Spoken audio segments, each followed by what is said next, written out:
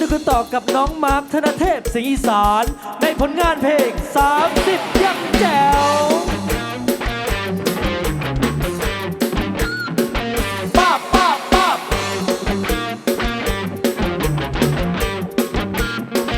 ป้าบป้าบป้าบ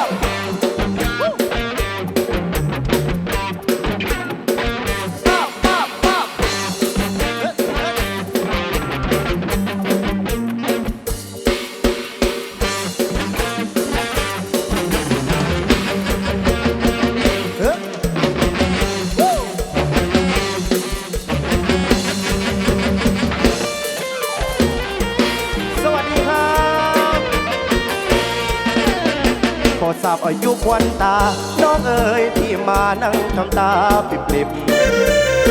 น้องอายุ30ทำไมยังส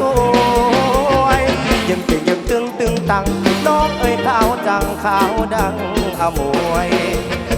ยิ้มยังหวานเสียด้วยป้าป่วยยังมองตาแป๋วโทใครจะเชื่อว่าแม่บุญเหลืออายุมากแล้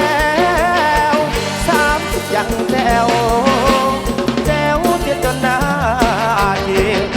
โอ้แม่มะพร้าวเนื้อตันน้องเอ๋ยมามันเอาเมื่อตอน30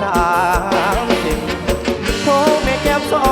10 30ดูสิยัง